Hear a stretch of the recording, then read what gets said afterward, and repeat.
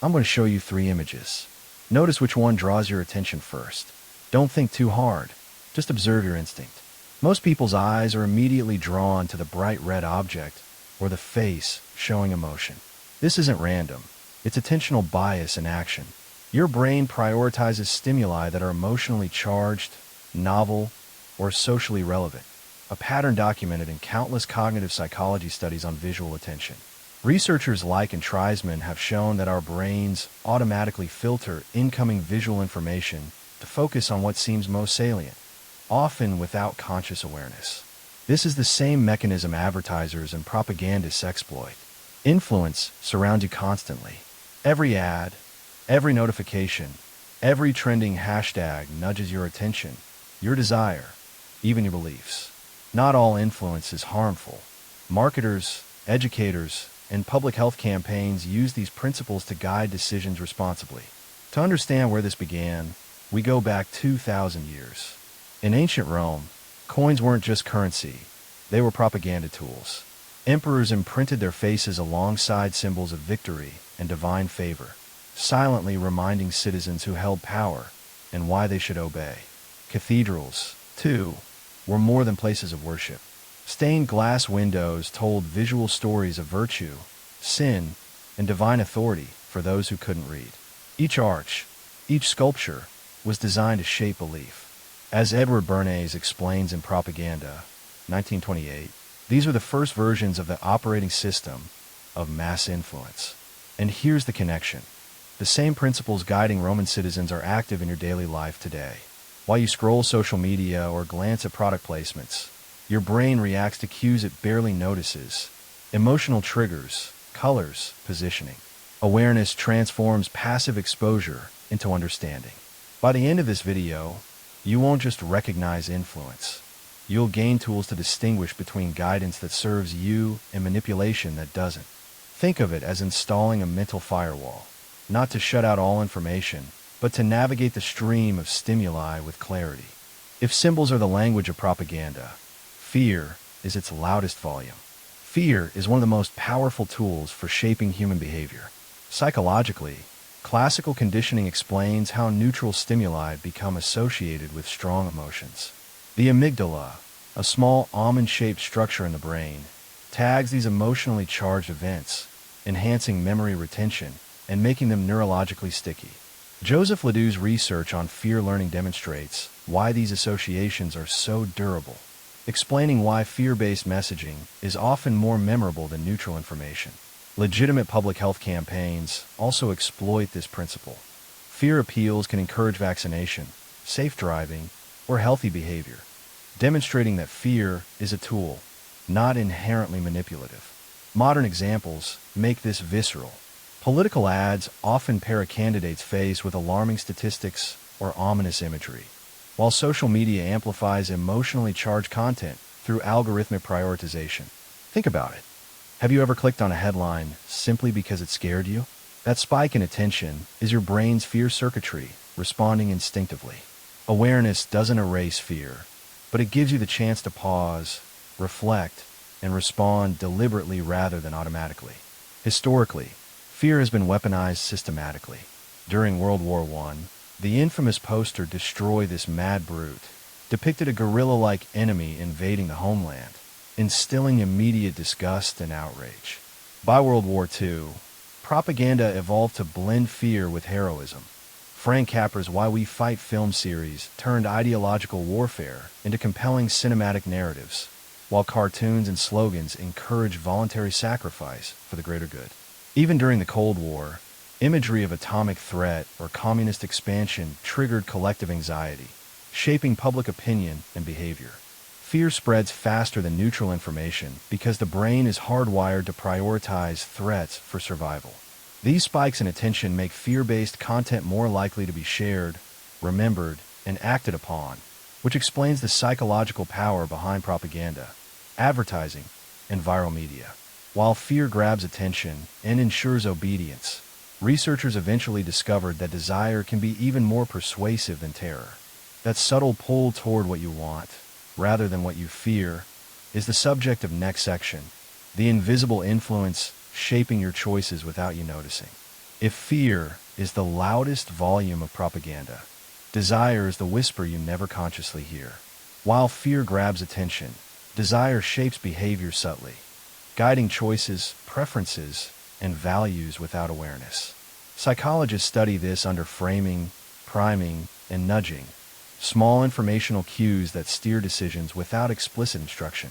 Historically, this shift is clear. During World War I, propaganda relied on fear, monstrous depictions of the enemy, or threatening headlines. By World War II, messaging evolved. Films, cartoons, and posters promoted desired behaviors like volunteering or buying war bonds. These campaigns leveraged social proof and aspirational cues. Compliance felt desirable, even glamorous, rather than enforced through fear. The contrast between pain avoidance and status seeking demonstrates the move from overt fear to subtle influence. Modern marketing mirrors these psychological mechanisms. Snack brands place logos in high-attention scenes, priming, and repeat visuals to exploit the mere exposure effect.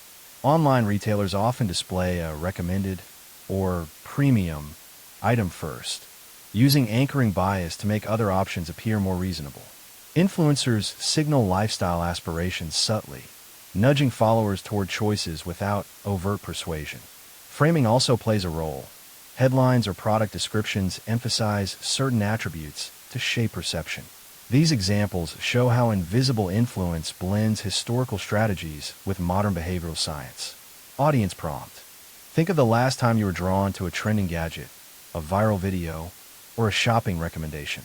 Many tiny nudges, colors, placements, symbols, social cues guided your attention, shaping your choice before you were even aware. But the ultimate form of invisible influence isn't driven by Madison Avenue. It's driven by math. Algorithms analyze your preferences and behaviors, predicting and subtly shaping your choices with unprecedented precision. This is why the algorithm trap is the most powerful propaganda tool ever devised. The ultimate propaganda machine is not a speech or a broadcast, it's a code.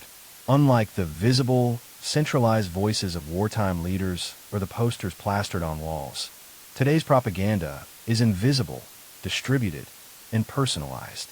And the unsettling part, it's legal, and it's profitable. Here's the mechanism. Algorithms are built to maximize engagement. Not truth, not fairness. Engagement. Every second you spend scrolling, watching, or reacting is another data point. Your clicks and pauses become part of a massive behavioral map. The algorithm's only mission is to keep you there longer because your attention equals ad revenue. Your outrage is valuable data. Psychologists call this cycle the outrage economy. Content that sparks anger or fear spreads faster than neutral information because those emotions are more likely to trigger a reaction. The algorithm doesn't know truth from falsehood. It only knows what makes you stop, click, share. So it serves you more of the same. This is where psychological biases amplify the effect. Take the availability heuristic. We judge something as more common or important if we see it more often. Online, if your feed is saturated with one kind of story, whether political scandal, miracle cure, or celebrity drama, it begins to feel like that's what the whole world is talking about. Or consider confirmation bias, our tendency to prefer information that supports what we already believe. The algorithm learns this quickly. If you watch one video that aligns with your views, you're likely to be recommended 5 more that reinforce it. Over time, dissenting views disappear, not because they don't exist, but because the system predicts you won't engage with them. This is the echo chamber effect, an environment that strips away dissonance until your perspective feels like the universal truth. And here's the crucial difference from older propaganda. No single authority is pulling the strings. It's not a minister of information or a general with a megaphone. It's a self-learning system designed to predict and profit from your behavior. The result is more subtle, more personalized, and far more difficult to resist. Think about your own feed. Can you honestly distinguish between content that was organically popular and content the algorithm paid to show you because it knows you'll engage? That blurred line is the trap. But awareness matters. By recognizing the mechanism, you can pause before reacting. You can ask, who benefits if I feel this outrage? Why is this story in front of me now? The algorithm may shape what you see, but it doesn't have to shape how you respond. Unlike the fear campaigns of the past, this is propaganda you carry in your pocket, check before breakfast, and willingly feed with your own habits. That's what makes it unprecedented. And that's why, more than any poster or speech in history, algorithms may be the most powerful propaganda tool of our time. You've seen how logos, fear, desire, and algorithms influence our attention and choices. Now, let's focus on strengthening your awareness. Instead of a firewall or immunity metaphor. 1. Question 1. Recognize motives. Ask yourself why this content exists. Who benefits if you engage? Understanding intent helps you see beyond surface messages. 2. Question 2. Spot filter effects. Notice whose voices are missing. Are your feeds showing only familiar viewpoints or a diverse range of perspectives? 3. Question 3. Identify emotional triggers. Observe the emotions the content evokes, fear, anger, or desire, and consider whether they are steering your decisions before you consciously respond. These questions develop media literacy and critical thinking skills. They don't make you immune to influence, but they help you engage deliberately and thoughtfully with content. Not all influence is harmful. Public health campaigns, educational content, and responsible advertising aim to guide choices positively. The goal is not to reject persuasion entirely, but to recognize and evaluate it. Now that you understand the mechanisms, what piece of media will you examine differently today? How might your awareness change your reaction? Awareness isn't a shield, it's a tool. By noticing how content is crafted and why it affects you, you can navigate the digital world more thoughtfully, making informed choices rather than reacting automatically.